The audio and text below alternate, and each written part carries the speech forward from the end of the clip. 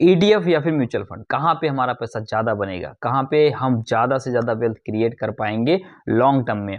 ये क्वेश्चन होता है ज़्यादातर लोगों के मन में कि हम कहाँ पे पैसा अपना इन्वेस्ट करें, म्यूचुअल फंड में इन्वेस्ट करें या फिर ईटीएफ के माध्यम से पैसा अपना इन्वेस्ट करें, जहाँ पे हम ज़्यादा से ज़्यादा वेल्थ क्रिएट कर पाएँ। तो आज की इस वीडियो में हम इसी पर बात करेंगे कि म्यूचुअल फंड क्या है, ईटीएफ क्या है, कौन-सा इन्वेस्टमेंट ऑप्शन आपके लिए बेस्ट है, कौन-सी चीज़ आपको सूट करेगी, कहाँ पे आप ज़्यादा वेल्थ क्रिएट कर पाएँगे। आज के इस वीडियो में हम इसी पर बात करेंगे।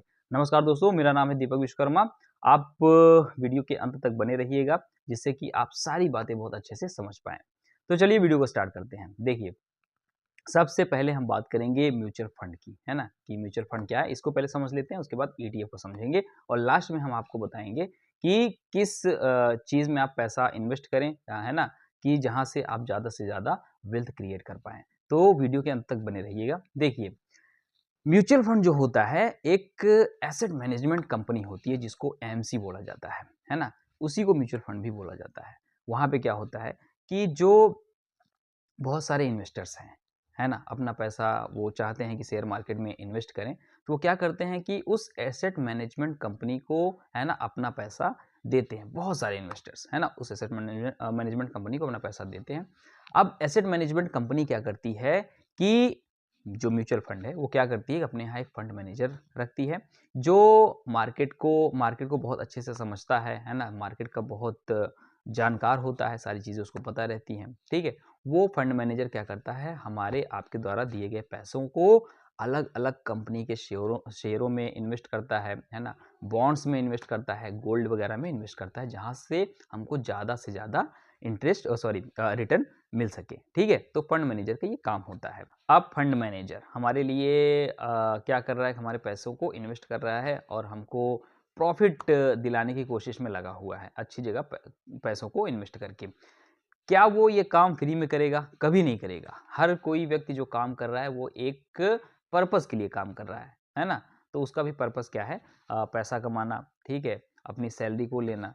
तो म्यूचुअल फंड कंपनी क्या करती है, हमको ये जो फैसिलिटी दे रही है, फंड मैनेजर रखी हुई है, हमारे पैसों को अलग-अलग जगह पे वो इन्वेस्ट कर रहा है।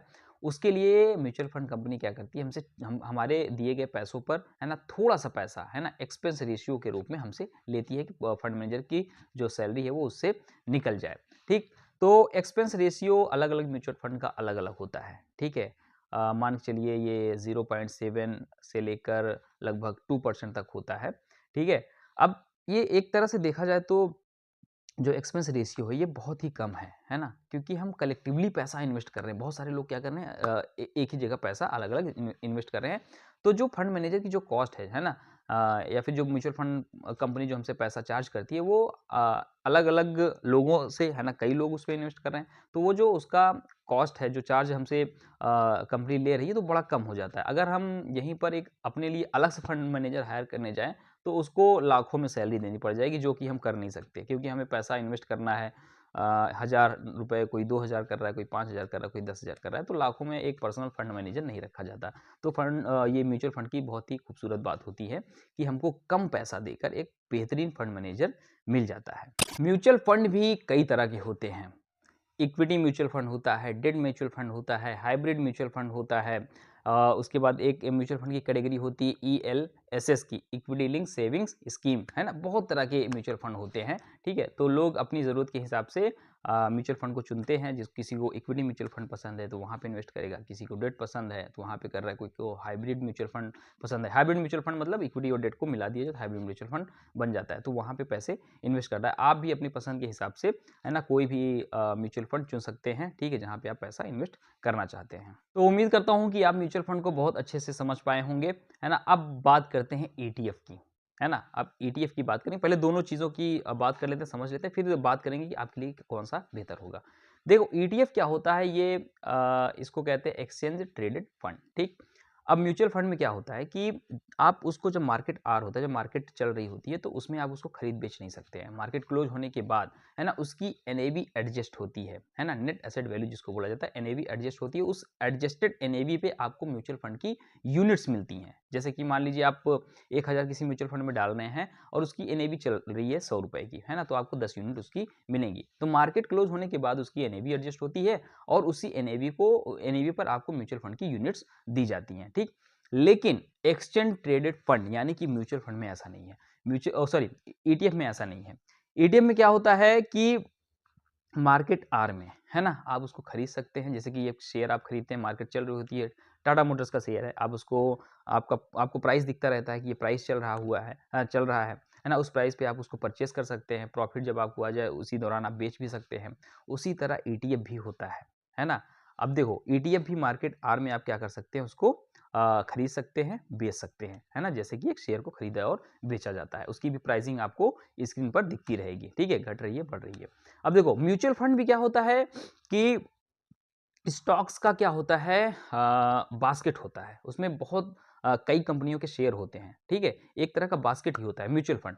उसी तरह ईटीएफ भी क्या होता है कि ये कंपनियों के जो स्टॉक्स होते हैं उसका बास्केट होता है, ठीक है। अब ईटीएफ जो होता है वो क्या होता है कि जैसे कि मान लीजिए निफ्टी 50 का ईटीएफ है।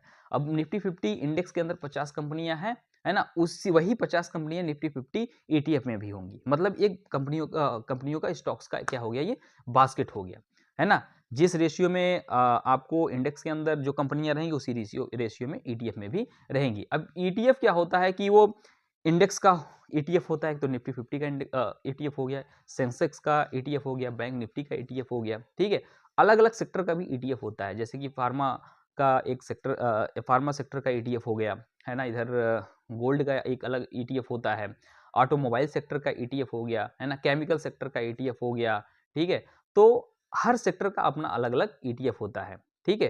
तो ईटीएफ भी क्या होता है, म्यूचुअल फंड की ही तरह एक क्या होता है, स्टॉक्स का एक बास्केट होता है। अच्छा, सबसे अच्छी बात म्यूचुअल फंड ईटीएफ में यही होती है कि ये इसमें कई कंपनियां होती हैं, है ना। जैसे कि एक कंपनियों में आपने मान लीजिए पैसा लगाया, एक कंपनी में हम मानते हैं कोई भी कंपनी, चलिए रिलायंस हम ले लेते हैं, एक कंपनी में आपने पैसा लगाया, अगर उस कंपनी में कोई दिक्कत आ गई, फ्रॉड हो गया, कंपनी का रिजल्ट अच्छा नहीं आ रहा है, परफॉर्मेंस अच्छा नहीं है, ठीक है, कंपनी की अर्निंग गिर रही है, तो स्टॉक का प्राइस बहुत तेजी से गिरने लग जाएगा, है ना। आप घबरा जाएंगे, हो सकता है कंपनी बैंकरप्ट हो जाता है, आपको पूरा पैसा उसमें डूब जाएगा। लेकिन ईटीएफ या फिर म्यूचुअल फंड में ऐसा नहीं है, क्योंकि उसमें बहुत सारी कंपनियां हैं, ठीक है। कोई एक कंपनी अगर खराब भी कर रही है तो उस कंपनी से एग्जिट हो जाएंगे, है ना, उसकी जगह पे दूसरी कंपनी शामिल कर ली जाएगी। तो यहाँ पे पैसा कंपेरेटिवली, है ना, ज्यादा सेव होता है। एक तरह से देखा जाए तो इसमें जीरो रिस्क होता है ना, रिस्क होता ही नहीं है। अब निफ्टी 50 का ईटीएफ है, 50 कंपनियां शामिल हैं, 50 की 50 कंपनियों में बैंक फ्रॉड तो हो नहीं जाएगा, है ना, वो बैंकरप्ट हो नहीं जाएंगी, ठीक है।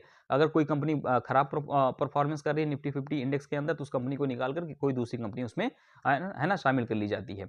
तो यहाँ पे जो आपका इन्वेस्टमेंट है उस पर जो रिस्क है ना, वो बहुत ही मिनिमाइज हो जाता है, एक तरह से कहा जाए तो एकदम जीरो हो जाता है। तो ये बहुत अच्छी बात होती है म्यूचुअल फंड और ईटीएफ में। देखिए हमने बात कर ली सिमिलरिटीज पर कि दोनों में सिमिलरिटी क्या है। एक तो इसमें बहुत सारी कंपनियां शामिल होती हैं म्यूचुअल फंड में, दूसरा ईटीएफ में भी बहुत सारी कंपनियां शामिल होती हैं, जिसकी वजह से हमारा रिस्क क्या हो जाता है, बहुत ही कम हो जाता है ना। पर्टिकुलर स्टॉक में पैसा लगाएंगे, रिस्क हमारा बहुत ज़्यादा रहेगा, स्टॉक डूब गया, पैसा भी डूब गया। ये तो सिमिलरिटी हो गई। देखो अब थोड़े से डिफरेंसेस पर भी बात कर लेते हैं कि जो म्यूचुअल फंड होता है उसमें जो हम पे पैसा चार्ज किया जाता है, ठीक है, जो एक्सपेंस रेशियो होता है म्यूचुअल फंड का वो काफ़ी ज़्यादा होता है। जैसे कि हम मान लेते हैं भाई 0.7 से 1%, या फिर कई म्यूचुअल फंड ऐसे हैं जो 2% का भी चार्ज करते हैं, ठीक है। सुनने में तो कम लग रहा है, लेकिन जब लॉन्ग पीरियड ऑफ टाइम पे, है ना, जब वेल्थ क्रिएशन ज़्यादा होगी, तो ये छोटा सा जो आपके ऊपर परसेंट चार्ज किया जा रहा है 1 से 2% का, ये बहुत बड़ा अंतर ला देता है, ठीक है। तो म्यूचुअल फंड में 1 से 2% का एक्सपेंस रेशियो लगता है। और ईटीएफ में क्या होता है कि यही जो कॉस्ट है ना, ये एक्सपेंस जो रेशियो ये बहुत कम होता है ना, 0.01% से 0.03% तक, एकदम ना के बराबर, ठीक है। तो ये कॉस्ट बहुत कम होती है, ठीक। तो आपका पैसा इसमें क्या हो जाता है कि ज़्यादा बन पाता है ना। आपको लग रहा होगा सुनने में कि बड़ा कम है, लेकिन कम ऐसे मत देखिए। जब वेल्थ ज़्यादा क्रिएट होती है, एक लॉन्ग टर्म में वेल्थ जब ज़्यादा क्रिएट हो जाती है ना, तो यही छोटा-सा जो एक एक्सपेंस रेशियो है ना, ये बहुत बड़ा फ़र्क लाता है, बहुत बड़ा अंतर लाता है। तो ये सबसे अच्छी बात होती है ईटीएफ के अंदर कि इसका जो चार्ज है, जो कॉस्ट है हमको देनी पड़ती है, वो बहुत ही कम देनी पड़ती है। अब बात करते हैं कि कौन-सा है ना इन्वेस्टमेंट ऑप्शन म्यूचुअल फंड या फिर ईटीएफ आपके लिए बेहतर रहेगा, आपके लिए बेस्ट रहेगा।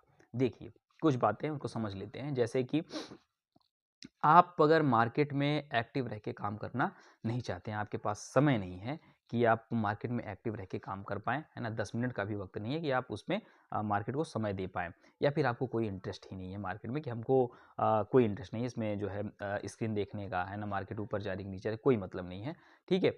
और आप फिर भी शेयर मार्केट में पैसा इन्वेस्ट करना चाहते हैं, तो आपके लिए म्यूचुअल फंड बहुत ही बेस्ट ऑप्शन है, ठीक है? एसआईपी के माध्यम से, मंथली एसआईपी के माध्यम से आप पैसा इन्वेस्ट करते जाइए। मार्केट को देखने का कोई है ना ज़रूरत ही नहीं है ना? बस पैसा आप इन्वेस्ट करते जाइए, वो फंड मैनेजर का काम है, ठीक है? सारी ज़िम्मेदारी उसकी है, क्योंकि हम उसको पैसा दे रहे हैं ये ऐसा करने के लिए, तो सारी ज़िम्मेदारी उसकी है। वो आप अपने समझ के हिसाब से अलग-अलग कंपनियों में, है ना, जहाँ उसको ठीक लगेगा वहाँ पैसा लगाएगा और हमको प्रॉफ़िट जनरेट करके देगा, ठीक है? तो अगर आपके पास टाइम नहीं है, आपको कोई इंटरेस्ट नहीं है ना? आप मार्केट में एक्टिव नहीं रह सकते किसी भी कारण से, तो म्यूचुअल फंड आपके लिए सबसे बेस्ट है, सबसे बेस्ट है म्यूचुअल फंड। वहीं पर जो ईटीएफ है ना? ईटीएफ क्या है कि उन निवेशकों के लिए बढ़िया है जो मार्केट में थोड़ा-सा एक्टिव रह सकते हैं, जिनके पास है ना 10-15 मिनट का रोज़ का समय है ना? वो एक्टिव रहकर है ना उसमें इन्वेस्ट कर सकते हैं, तो उनके लिए ईटीएफ बढ़िया है। अगर वो ईटीएफ में इन्वेस्टमेंट कर सकते हैं थोड़ा-सा एक्टिव रहकर, तो अच्छे से है ना, ये इन्वेस्टमेंट ऑप्शन उनके लिए सबसे बेस्ट होगा, ठीक है? तो म्यूचुअल फंड में ना जाकर ईटीएफ में पैसा इन्वेस्ट कर सकते हैं, ठीक? तो ये तो हम समझ लिए किसके लिए कौन-सा बेहतर है। जो एक्टिव रह के काम करना चाहते हैं उनके लिए ईटीएफ बेस्ट है, और जो जिनके पास टाइम नहीं है ना? जो पूरी तरह से पैसिव है, तो उनके लिए क्या होता है आपका म्यूचुअल फंड सबसे बेहतरीन ऑप्शन है। अब सबसे लास्ट है ना, बात ये आती है कि किसमें ज़्यादा रिटर्न बनेगा, ठीक है?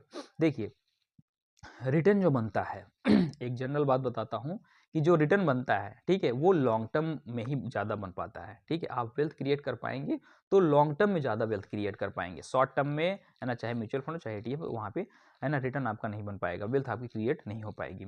लेकिन ज़्यादा किसमें बनेगा, ये थोड़ा सा समझने वाली बात है, ठीक है। देखिए, आप अगर म्यूचुअल फंड में इन्वेस्ट कर रहे हैं, पैसा अगर आप म्यूचुअल फंड में इन्वेस्ट कर रहे हैं, तो लॉन्ग टर्म के बाद, ठीक है, आपका जो रिटर्न बनेगा वो 12 से 13% या फिर मैक्सिमम 15% बनेगा लॉन्ग टर्म में, ठीक है। लेकिन अगर आप ईटीएफ में पैसा इन्वेस्ट कर रहे हैं और कैसे इन्वेस्ट करना है ये आपको आता है, तो ईटीएफ में आप जो है म्यूचुअल फंड से ज़्यादा रिटर्न जो है गेन कर सकते हैं, उसमें ज़्यादा रिटर्न बना सकते हैं, है ना, 20 से 25% या फिर 30% तक भी। अगर आपको पता है कि कैसे ईटीएफ में पैसा इन्वेस्ट करना है, कब इन्वेस्ट करना है, कब उसको है ना बाहर निकालना है, फिर से कब इन्वेस्ट करना है, ठीक है, अगर ये आपको समझ है, ठीक है, तो आप क्या कर सकते हैं, ईटीएफ के माध्यम से मैक्सिमम है ना पैसा बना सकते हैं, म्यूचुअल फंड से भी ज़्यादा। तो दोस्तों, हमने इस वीडियो में बात करी कि म्यूचुअल फंड क्या होता है, ईटीएफ क्या होता है। हमने ये भी समझा कि किस निवेशक के लिए म्यूचुअल फंड सही है, किन निवेशकों के लिए ईटीएफ सही है, और अंत में हमने ये जाना कि मैक्सिमम रिटर्न कहाँ पे आप बना सकते हैं। अगली वीडियो में हम बात करेंगे कि ईटीएफ में कैसे पैसा इन्वेस्ट करना है, जिसकी वजह से हम मैक्सिमम पैसा बना पाएँ, है ना? ज़्यादा से ज़्यादा रिटर्न गेन कर पाएँ। तो बने रहिएगा हमारे साथ। अगर आप चैनल पर नए हो तो चैनल को सब्सक्राइब कर लीजिएगा, और अगर इस वीडियो से आपको कुछ सीखने को मिला हो, आपके अंदर कुछ वैल्यू एडिशन का काम हुआ हो, तो वीडियो को शेयर ज़रूर करिएगा। मिलते हैं अगली वीडियो में। जय हिंद।